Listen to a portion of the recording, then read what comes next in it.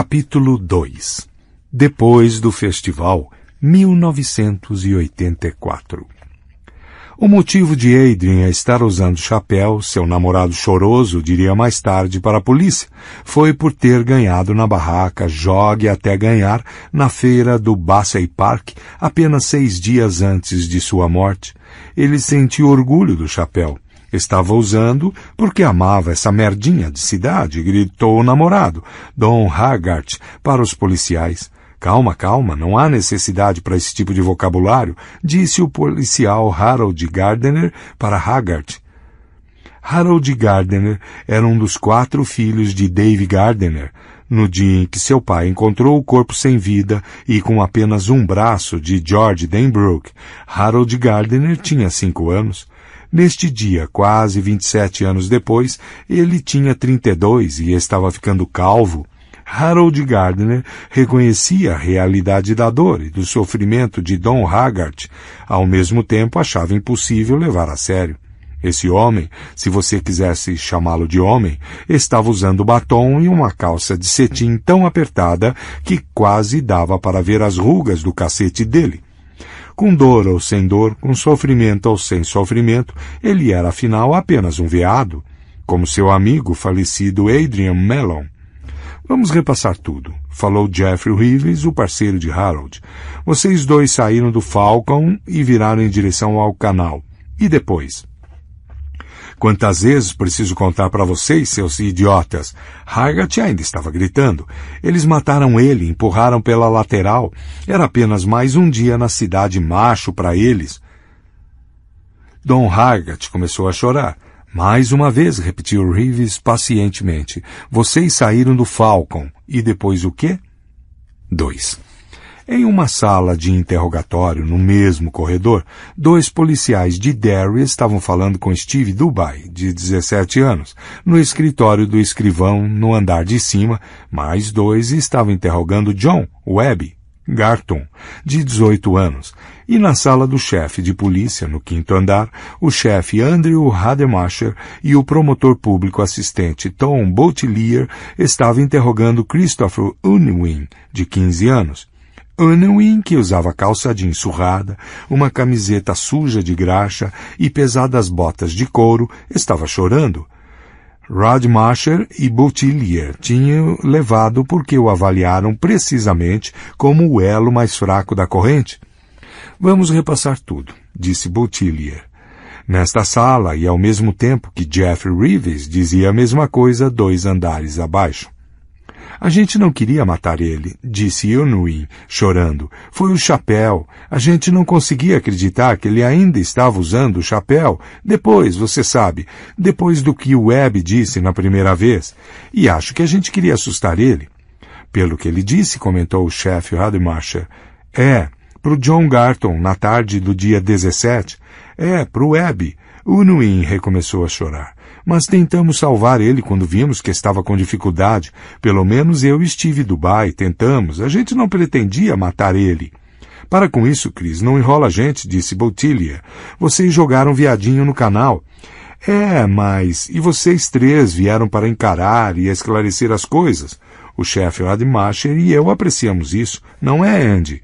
Pode apostar, tem que ser homem para admitir o que fez, Chris. Então não se ferre mais mentindo agora. Vocês pretendiam jogar ele assim que viram ele com um amigo bicha saindo do Falcon, não é? Não.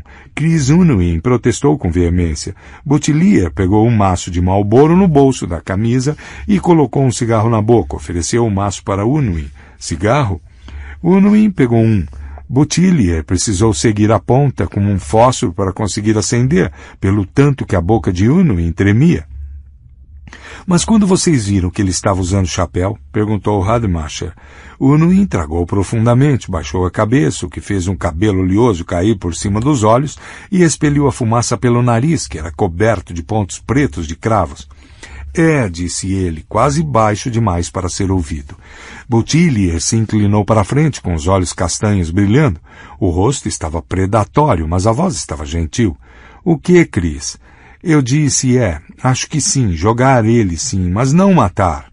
Ele ergueu o olhar naquele momento com um rosto desesperado e infeliz e ainda incapaz de compreender as gigantescas mudanças que aconteceram em sua vida desde que ele saiu de casa para aproveitar a última noite do festival do canal de Derry com seus 2 amigos às 19h30 da noite anterior. Matar ele não, repetiu ele. E aquele cara debaixo da ponte, eu ainda não sei quem ele era. Que cara era esse? Perguntou Rademacher, mas sem muito interesse. Eles também já tinham ouvido essa parte antes, e nenhum dos dois acreditou.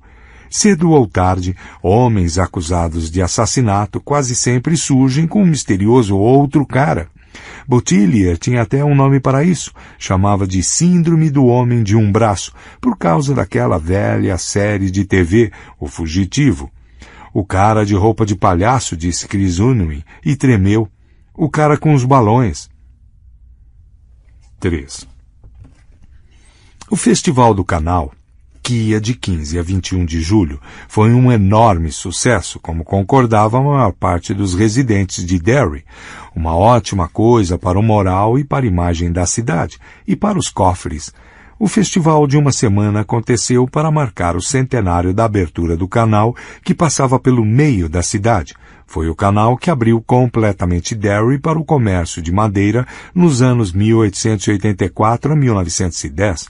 Foi o canal que deu à luz os anos de crescimento de Derry. A cidade estava decorada de leste a oeste e de norte a sul. Buracos que alguns residentes juravam não serem tapados havia anos ou mais foram preenchidos e nivelados. Os prédios da cidade foram reformados por dentro e pintados por fora.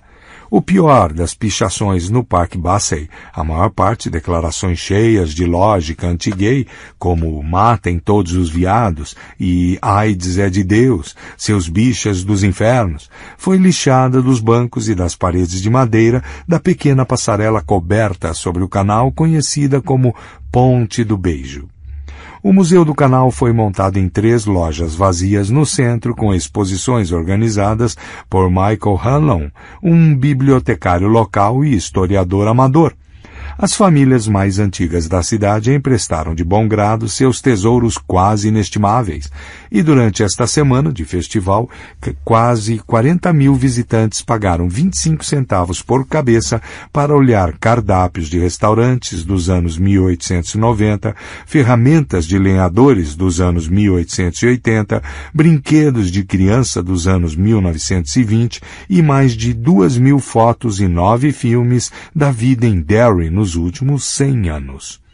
O museu foi patrocinado pela Sociedade de Senhoras de Derry, que vetou alguns dos itens de exposição propostos por Hanlon, como a notória prisão em forma de cadeira dos anos 1930, e fotos como as da gangue Bradley depois do famoso tiroteio.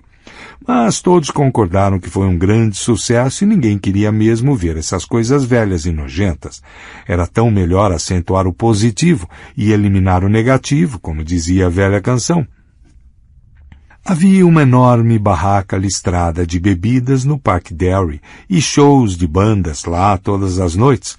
No Parque Bassey havia brinquedos de parque de diversão levados pelo Smokies Greeter Shows e shows organizados pela população. Um bondinho especial circulava pelas seções históricas da cidade de hora em hora e acabava nessa área barulhenta e agradável de fazer dinheiro. Foi aqui que Adrian Mellon ganhou o chapéu que levaria à sua morte, a cartola de papelão com a flor e a faixa que dizia "Eu amo Derry". 4. Estou cansado, disse John Webb Garton. Como seus 2 amigos, ele estava usando uma imitação inconsciente das roupas de Bruce Springsteen.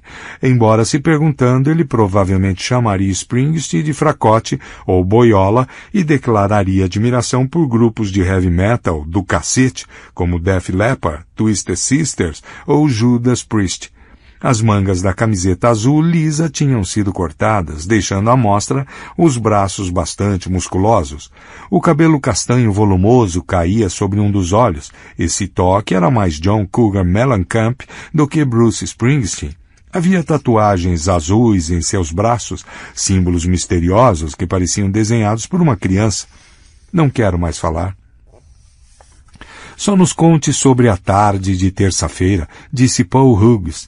Ele estava cansado, chocado e consternado por todo esse negócio sórdido.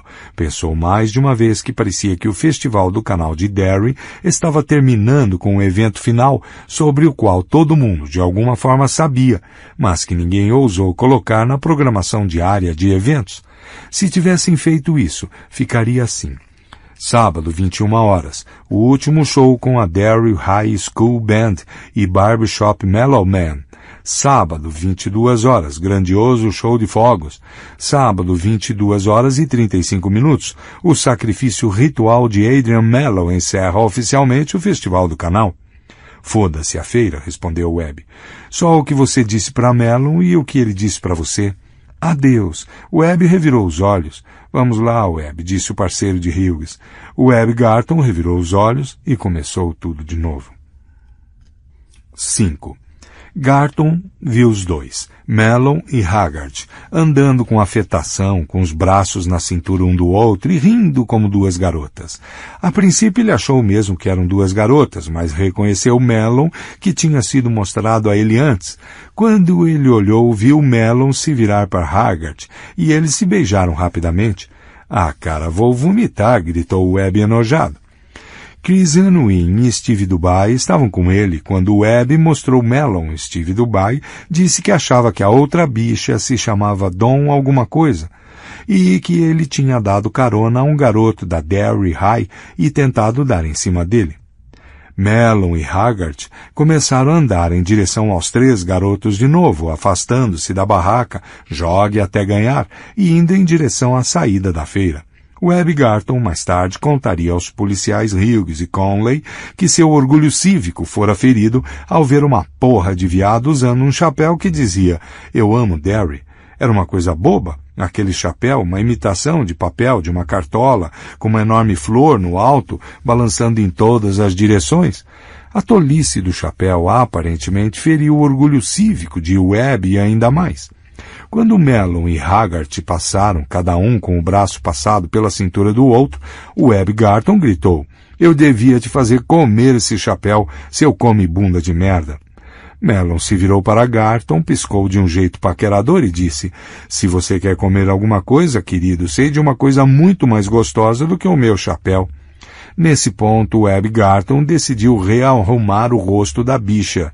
Na geografia do rosto de Mellon, montanhas subiriam e continentes mudariam de lugar. Ninguém sugeria que ele chupasse pau. Ninguém. Ele partiu para cima de Mellon, alarmado. Haggard tentou afastar Mellon, mas ele se manteve firme, sorrindo. Garton, mais tarde, contaria aos policiais Hughes e Conley que ele tinha certeza de que Mellon estava doidão de alguma coisa. Estava mesmo, concordaria Haggard, quando essa ideia fosse passada para ele pelos policiais Gardner e Reeves. Estava alto de comer 2 donuts fritos banhados em mel na feira durante todo o dia. Ele, consequentemente, não conseguiu reconhecer a verdadeira ameaça que o Webb Garton representava. Mas Adrian era assim, disse Dom, usando o lenço de papel para secar os olhos e espalhando a sombra cintilante que estava usando. Ele não tinha muita noção de quando precisava se proteger. Era um desses tolos que pensa que as coisas vão terminar bem. Ele poderia ter ficado muito ferido naquele momento se Garton não tivesse sentido uma coisa bater em seu cotovelo.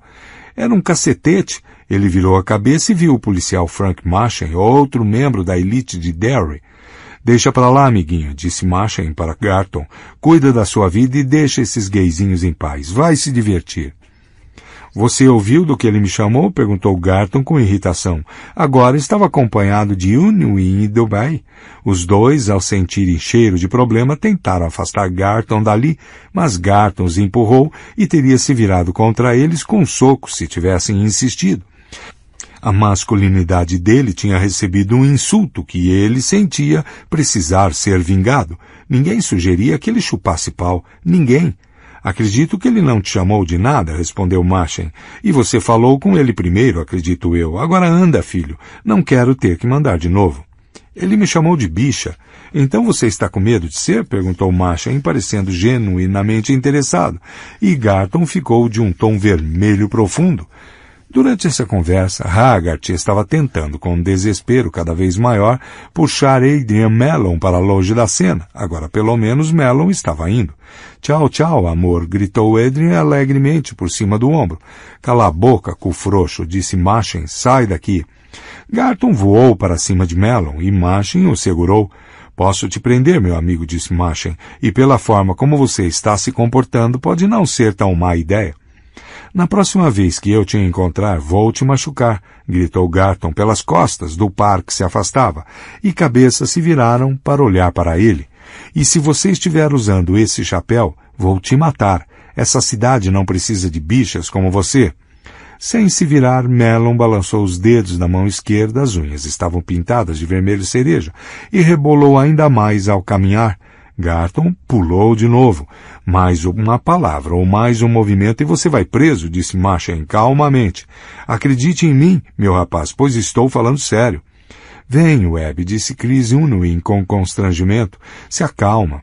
Você gosta de caras assim? Perguntou Webb para Machen, ignorando completamente Chris e Steve. Hã? Sou neutro em relação a quem gosta de morder fronha, disse Machen. Sou a favor mesmo de paz e sossego, e você está perturbando aquilo de que eu gosto, cara de pizza. Quer ir dar uma volta comigo ou não? Vem, Webb, disse Steve Dubai baixinho. Vamos comprar cachorro-quente. Webb foi, ajeitando a camisa com movimentos exagerados e tirando o cabelo dos olhos. Machen, que também deu o depoimento na manhã seguinte à morte de Adrian Mellon, disse... A última coisa que ouvi ele dizer, quando estava se afastando com os amigos, foi: na próxima vez que eu der de cara com ele, ele vai estar encrencado. 6. Por favor, preciso falar com a minha mãe, disse Steve Dubai pela terceira vez. Tenho que pedir para ela aliviar com meu padrasto, senão vou levar muita porrada quando chegar em casa. Daqui a pouco, disse o policial Charles Avarino. Tanto Avarino quanto seu parceiro Barney Morrison sabiam que Steve Dubai não ia para casa naquela noite, e talvez nas próximas também não. O garoto não parecia perceber o quanto essa prisão era pesada, e Avarino não ficaria surpreso de descobrir mais tarde que Dubai tinha largado a escola aos 16 anos. Naquela época, ele ainda estava na escola de ensino fundamental, Water Street Junior High. O QI dele era de 68, de acordo com o teste que fez em uma das 3 passagens pelo 7º ano. Nos conte o que aconteceu quando vocês viram Mellon saindo do Falcon, disse Morrison. Não, cara, melhor não. E por que não? Perguntou Avarino. Já falei demais, eu acho. Você veio para falar, disse Avarino, não é verdade? Bem, mas... Escuta, disse Morrison calorosamente, sentando-se ao lado de Dubai e entregando um cigarro a ele. Você acha que eu e Tiki aqui gostamos de bichas? Não sei. A gente parece que gosta de bichas. Não, mas somos seus amigos, Steve, disse Morrison solenemente. E acredite, você, Chris e Webb precisam de todos os amigos que puderem ter agora, porque amanhã todas as pessoas de bom coração desta cidade estarão gritando pelo sangue de vocês. Steve Dubai pareceu levemente alarmado. Avarino, que conseguia quase ler a mentezinha de merda desse palhaço, desconfiava que ele estava pensando no padrasto de novo. E apesar de Avarino não gostar da pequena comunidade gay de Derry, como qualquer policial da força, ele gostaria de ver o Falcon fechado para sempre. Ele ficaria feliz em levar Dubai para casa ele mesmo. Ficaria feliz, na verdade, de segurar os braços de Dubai enquanto o padrasto batia no moleque até ele virar patê. Avarino não gostava de gays, mas isso não significava que acreditava que eles deviam ser torturados e assassinados. Mellon foi brutalmente atacado. Quando o tiraram de debaixo da ponte do canal, os olhos dele estavam abertos e saltados de pavor. E esse cara aqui não fazia ideia nenhuma do que tinha ajudado a fazer. A gente não queria machucar ele, repetiu Steve. Essa era a frase padrão quando ele ficava ligeiramente confuso. É por isso que você quer ser sincero com a gente, disse Avarino com seriedade. Deixar claros os fatos verdadeiros da questão, para quem sabe tudo isso não passar de uma coisa à toa. Não é verdade, Barney? Verdadeira, concordou Morrison. Mais uma vez, o que você diz? Disse Avarino com persuasão. Bem, disse Steve, e começou a falar lentamente. 7. Quando o Falcon foi aberto em 1973, Elmer Curti pensava que sua clientela consistiria basicamente em passageiros de ônibus, pois a rodoviária ao lado atendia 3 linhas diferentes: Trailways, Greyhound e Aroostook County. O que ele não percebeu foi quantos dos passageiros que andam de ônibus são mulheres ou famílias com crianças pequenas. Muitos dos outros deixavam as garrafas em sacos de papel e nem saíam do ônibus. Os que saíam costumavam ser soldados ou marinheiros que não queriam mais do que uma cerveja rápida ou 2. Não dava para entornar durante uma parada de 10 minutos. Curti começou a perceber algumas dessas verdades por volta de 1977, mas já era tarde demais. Ele estava com contas até as orelhas e não tinha como sair do vermelho. A ideia de queimar o bar para receber o seguro lhe ocorreu, mas a não ser que ele contratasse um profissional para provocar um incêndio, ele achava que seria pego e não tinha ideia de onde encontrar incendiários profissionais de qualquer modo.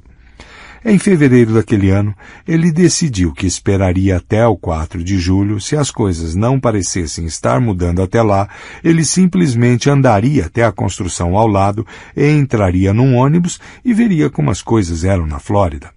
Mas, nos 5 meses seguintes, um tipo de prosperidade incrível e silenciosa chegou ao bar, que era pintado de preto e dourado por dentro e decorado com pássaros empalhados.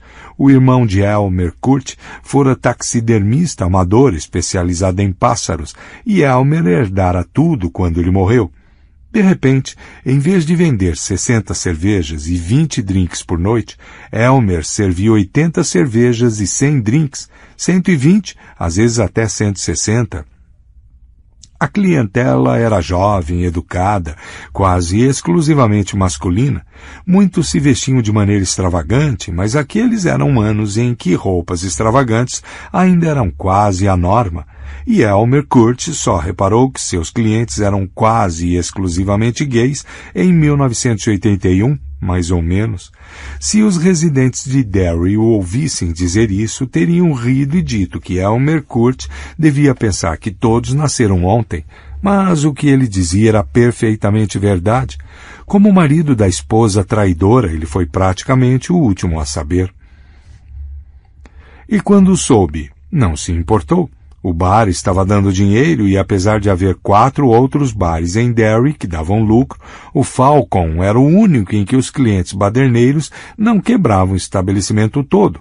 Não havia mulheres por quem brigar, e esses homens, gays ou não, pareciam ter aprendido um segredo para se dar bem uns com os outros, que seus similares heterossexuais não sabiam. Depois que ficou ciente das preferências sexuais dos clientes regulares, ele passou a ouvir histórias absurdas sobre o Falcon em todos os lugares. Essas histórias circulavam havia anos, mas até 1981, Curti não as tinha ouvido. Os contadores mais entusiastas dessas histórias, descobriu ele, eram homens que não se deixariam arrastar até ao Falcon por medo de os músculos do pulso ficarem frouxos ou algo do tipo, mas pareciam saber de todo tipo de coisa. De acordo com as histórias, você podia entrar lá em qualquer noite e ver homens dançando coladinhos, esfregando os membros bem na pista de dança, homens beijando de língua no bar, homens fazendo boquete no banheiro. Havia supostamente um quarto nos fundos para onde você ia se quisesse passar um tempinho na torre de poder. Havia um sujeito enorme de uniforme nazista lá com os braços lubrificados até o ombro e que teria prazer em cuidar de você. Mas nenhuma dessas coisas era verdade. Quando pessoas com sede saíam da rodoviária para tomar uma cerveja ou um uísque com soda, elas não sentiam nada de incomum no Falcon. Havia muitos homens, claro, mas não era nada diferente de milhares de bares de trabalhadores em todo o país. A clientela era gay, mas gay não era sinônimo de burro. Se eles queriam ser ousados, iam para Portland. Se queriam ser muito ousados, iam para Nova York ou Boston. Derry era pequena. Derry era provinciana e a pequena comunidade gay de Derry entendia a sombra sob a qual existia perfeitamente bem. Don Haggart frequentava o Falcon havia 2 ou 3 anos, na noite de março de 1984, em que apareceu com Adrian Mellon. Antes disso, Haggart era do tipo que avalia o terreno e raramente aparecia com a mesma companhia mais de 6 vezes. Mas, no final de abril, ficou óbvio até para Elmer Curti, que ligava bem pouco para coisas assim, que Haggart e Mellon tinham um relacionamento firme. Haggart era projetista em uma empresa de engenharia em Bangor. Adrian Mellon era repórter freelancer que publicava em qualquer lugar que conseguisse, revistas de companhia aérea, revistas femininas, revistas regionais, suplementos dominicais, revistas com cartas de sexo. Estava escrevendo um romance, mas talvez isso não fosse sério. Ele vinha trabalhando nisso desde o 3º ano da faculdade, 12 anos antes. Ele tinha ido a Derry para escrever uma reportagem sobre o canal a serviço do New England Byways, uma revista bimestral publicada em Concord. Adrian Mellon aceitou o trabalho porque conseguiu tirar da Byways dinheiro para 3 semanas de despesas, incluindo um bom quarto no Derry Townhouse, e juntar todo o material de que precisava em 5 dias, talvez. Durante as outras 2 semanas ele podia juntar material suficiente para talvez 4 outras reportagens regionais. Mas durante o período de 3 semanas ele conheceu Don Haggart e em vez de voltar para Portland, quando as 3 semanas pagas acabaram, ele se viu em um pequeno apartamento na travessa Kossuth.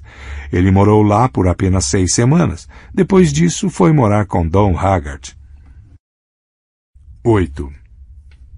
Aquele verão, Haggart contou a Harold Gardner e Jeff Reeves, foi o mais feliz da vida dele. Ele devia estar atento, disse ele. Devia saber que Deus só coloca um tapete debaixo de caras como ele para puxar de debaixo dos pés. A única sombra, disse ele, era a reação extravagante de militância de Adrian a favor de Derry. Ele tinha uma camiseta com os dizeres: o Maine não é ruim, mas Derry é ótima. Tinha uma jaqueta dos Derry Tigers e, é claro, havia o chapéu. Ele dizia achar a atmosfera vital e criativamente revigorante. Talvez houvesse alguma coisa nisso. Ele tinha tirado o arrastado romance da caixa pela primeira vez em quase 1 ano. Então ele estava mesmo escrevendo romance? Gardner perguntou a Haggart, não se importando realmente, mas querendo manter Haggart falando.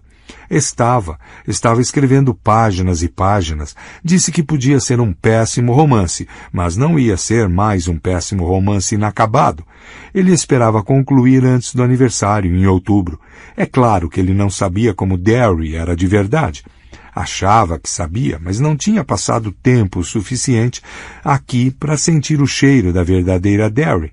Eu ficava tentando falar para ele, mas ele não ouvia. E como Derry é de verdade, Dom? Perguntou Reeves. Parece muito com uma prostituta morta com verme saindo da buceta, disse Don Haggart. Os 2 policiais olharam com assombro, silencioso. É um lugar ruim, disse Haggart. É um esgoto. Vocês querem dizer que não sabem disso? Vocês 2 moram aqui a vida toda e não sabem disso? Nenhum dos 2 respondeu. Depois de um tempo, Haggart prosseguiu. 9. Até Adrian Mellon entrar em sua vida, Dom planejava ir embora de Derry. Morava lá havia 3 anos, mas por ter aceitado um período longo de aluguel de um apartamento com a vista do rio mais fantástica do mundo. Mas agora o contrato estava quase terminado e Dom estava feliz. Era o fim das longas viagens de transporte público para ir e voltar de Bangor. Era o fim das energias estranhas. Em Derry, ele disse uma vez para Adrian, parecia que eram sempre 13 horas. Adrian podia achar que Derry era um lugar ótimo, mas o lugar assustava Dom. Não era só a atitude homofóbica da cidade, uma atitude claramente expressa pelos pregadores da cidade e pelas pichações do Parque Bassey, mas era uma coisa que ele nunca conseguiu identificar. Adrian rira. Dom, todas as cidades dos Estados Unidos têm um contingente de pessoas que odeiam os gays, disse ele. Não me diga que não sabe disso. Afinal, estamos na era de Ronnie Moron e Phyllis Housefly. Vem para o Parque Bassey comigo, respondeu Dom, depois de ver que Adrian estava realmente falando sério, e que o que ele realmente estava dizendo era que Derry não era pior do que qualquer outra cidade de tamanho mediano do interior. Quero te mostrar uma coisa, meu amor. Eles foram para o Parque Bassey de carro. Isso aconteceu em meados de junho, cerca de um mês antes do assassinato de Adrian. Haggart contou para os policiais. Ele levou Adrian para as sombras escuras e vagamente desagradáveis da Ponte do Beijo. Apontou para uma das pichações. Adrian precisou acender o fósforo e segurar abaixo do texto para conseguir ler. Me mostra seu pau, sua bicha, e vou cortar ele fora. Sei o que as pessoas acham dos gays, disse Dom baixinho. Levei uma surra e uma parada de caminhões em Dayton quando era adolescente. Alguns caras de Portland colocaram fogo nos meus sapatos em frente a uma lanchonete, enquanto um policial velho e gordo ficava dentro da viatura rindo. Já vi muita coisa, mas nunca vi nada assim. Olha ali, dá uma lida. Outro fósforo revelou. Enfie pregos nos olhos de todos os viados. Por Deus! Quem escreve essas frases tem um problema sério de loucura. Eu me sentiria melhor se achasse que era só uma pessoa, um doente isolado, mas... Dom passou o braço lentamente na direção da extensão da Ponte do Beijo. Tem muitas coisas dessas e acho que não foi uma pessoa que escreveu todas. É por isso que quero sair de Derry. Lugares demais e pessoas demais parecem sofrer de loucura profunda. Ah, espera até eu terminar meu romance, tá? Por favor. Outubro, eu prometo, nem um dia a mais. O ar é melhor aqui. Ele não sabia que era com a água que ele precisaria tomar cuidado, disse Dom Haggart com amargura.